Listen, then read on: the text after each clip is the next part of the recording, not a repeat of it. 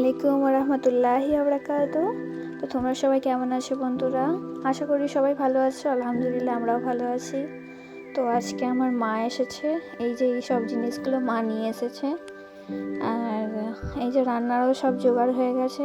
আজকে আমার মাই রান্না করবে, তো সেটা তোমাদের সাথে শেয়ার করব যে মা কেমন করে রান্না করছে। আর আমার মায়ের হাতে রান্না জাস্ট ওয়াও, অসাধারণ। মার এই যে সে যে চচ্চড়ি, সে যে শাক রান্না, তো তোমরা দেখতে থাকো রেসিপিটা। এখানে আমি মাকে সব রকম রেডি করে দিচ্ছিলাম, মশলাপাতি জিনিসগুলো যা যা আর কি লাগবে। তোমার মা এক এক করে দিচ্ছে। সর্ষে বাটা হয়েছিল, সর্ষে বেটে দেওয়া হয়েছে। এবার মা এক এক করে সব মশলাপাতি দিয়ে শাকটা সেজে নেবে। যে মসুর ডাল দিয়ে দিল। তো তোমরা শেষ পর্যন্ত দেখতে থাকো, তাহলে বুঝতে পারবে কি কি উপকরণ শাকে দেওয়া হচ্ছে। তোমরা এরকম করে বাড়িতেও ট্রাই করতে পারো, দেখবে মজা হবে। আর সত্যি শাকটা খুব দারুণ খেতে হয়েছিল। এই যে ভাজা মাছের মাথাটা আছে, এটাকে ভেঙে মা দিয়ে দিচ্ছে। এটা আর কি শাকটা চারদিকে হবে, টেস্টি হবে, আরও খেতে মজানি হবে আর কি শাকটা। আর এটাতে রয়েছে লাউ শাক, পালং শাক, মিক্স রয়েছে দুটো শাক।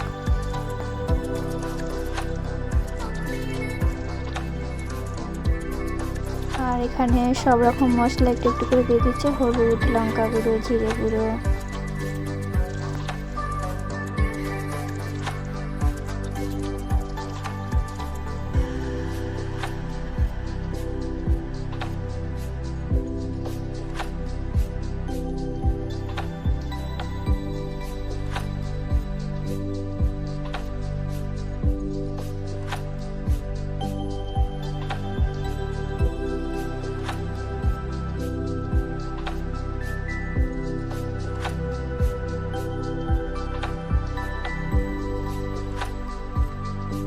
দিচ্ছে সর্ষের তেল।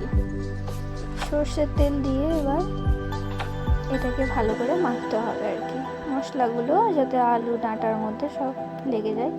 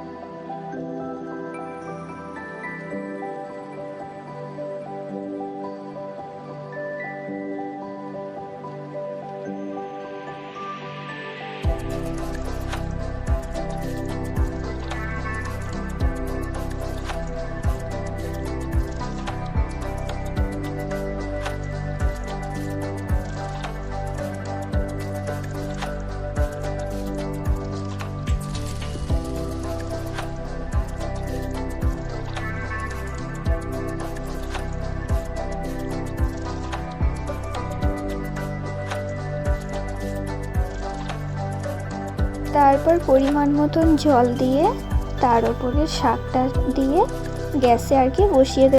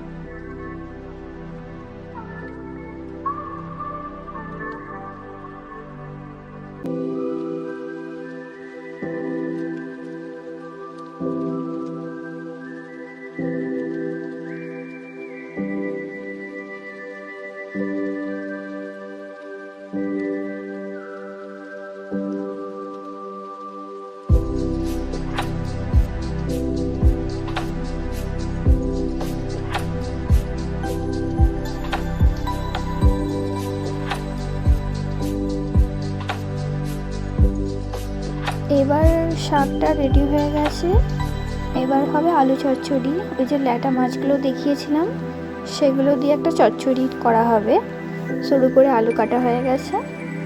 এবার এবার আলুটাকেও আর কি সেজে মা চচ্চড়িটা করবে। তো তোমরা দেখতে থাকো, যদি ভালো লাগে কমেন্ট করে জানাবে।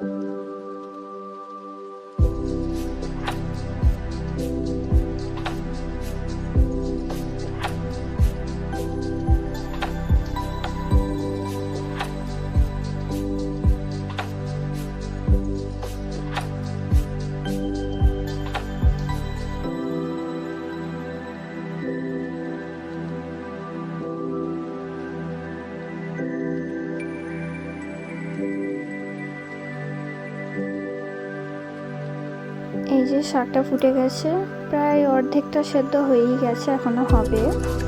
আর এদিকে চচ্চড়িটা হচ্ছে, যা দারুণ খেতে হয়েছিল চচ্চড়িটা, কি আর বলবো। আর এই যে দুপুরে খেতে বসে গেছি, বেগুন ভাজা হয়েছিল, পটল ভাজা হয়েছিল, আর এই যে শাক রান্না, চচ্চড়ি। এই পর্যন্ত। ভিডিওটি কেমন লাগলো কমেন্ট করে জানাবেন, like comment share and subscribe করে পাশে থাকবেন।